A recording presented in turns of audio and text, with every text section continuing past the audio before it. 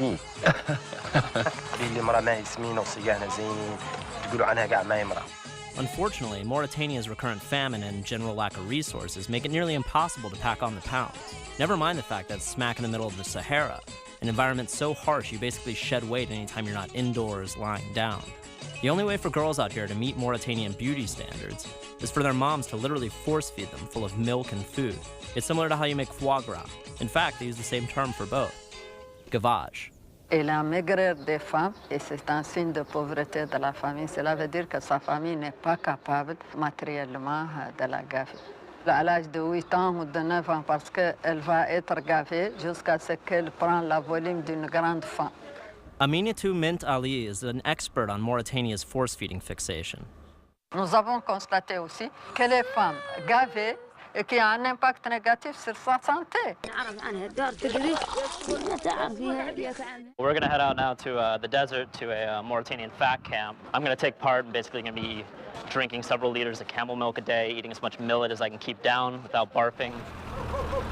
We're at a fish market right now trying to find a scale so we can do a little weigh-in to see, kind of get a precise figure on how beautiful they can make me in 2 days. Starting weight. I'm at 55 kilos right now, which I think is a nice weight. I'm gonna do 2 or 3 days of gavage and see what that does to me.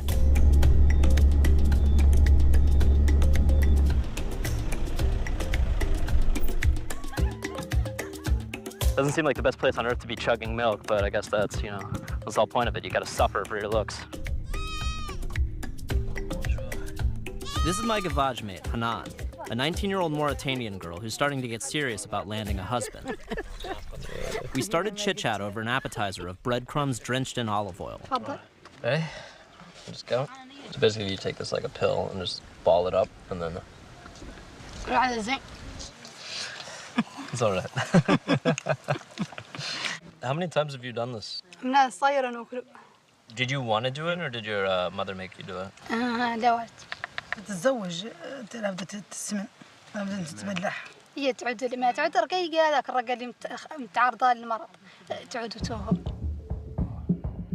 Then we moved on to a light lunch of goat meat, bread, and another bowl of milk to open up the stomach. My first sip of camel milk was a little underwhelming. It seemed especially watered down for what I was expecting, almost like a super skim. In about to part, there's like a Mauritanian French dip. It's really a light start. The meat's kind of doing stuff to my head.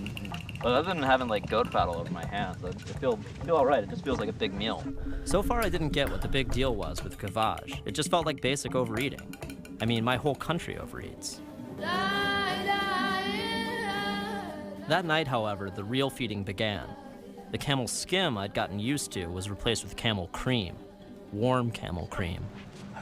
I was starting to process the true nature of gavage, as well as way too much milk. J'ai vu des femmes diabétiques à cause du gavage. J'ai vu des femmes qui ont piqué des crises cardiaques à cause du gavage. C'est une torture très grave. Oh, it's insane. Oh. She said you should open the first button. I did already.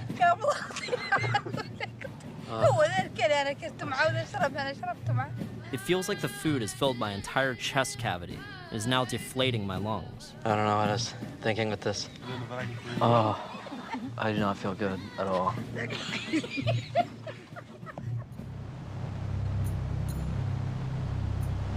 It's pretty breathtaking visually to wake up to this.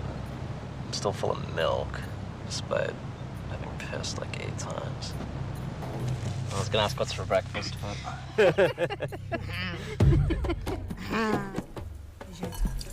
There's kind of like a frat hazing element to this. Drink. Now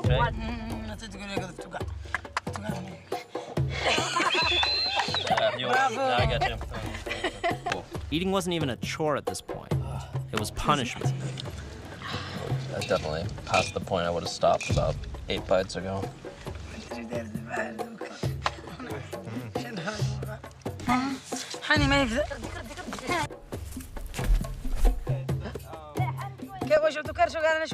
Hurt doesn't begin to cover my personal hell of milk and desert heat.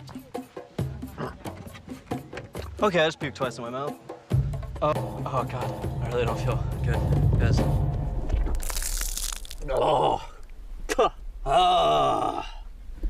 Now that we were barf buddies, Hanan seemed a lot more sympathetic to me, even though what I'd gone through was only a sliver of the full Gavé experience. I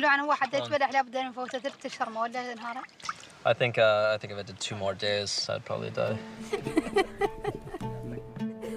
The thing is, what we've just been through with Hanan is the voluntary rich girl version of Gavé. In some parts of the desert, parents still start force-feeding their daughters as toddlers and crush their toes with pincers if they resist. Gavé isn't just a desert milk-chugging ritual. Gavé is an entire lifestyle of overeating. You have 2 to 3 lunches daily. You stay inside and try not to move. You don't have a job. If you have daughters when you're married, do you think you would do Gavé with them? ما نظف من ينبدع خايفة مشابه من ينبدعوا لي.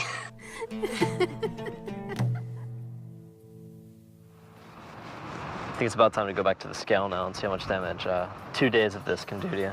So I was 55 before, and I am now 59, which is about 10 pounds. So I mean, if you multiply that by doing it week after week after week and making it your lifestyle, this is nuts. This is the most insane crash dieting.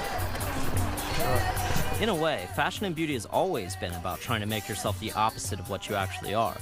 In the West, rich people dress in torn jeans and try to look like they can't get enough to eat, while our poor leave the tags on their clothes so you know how much they overpaid for them. So why should it be surprising then, in a landscape designed to make you skinny, the best way to boost your image is to slam milk until you're obese? It shouldn't be a surprise. Just a little gross.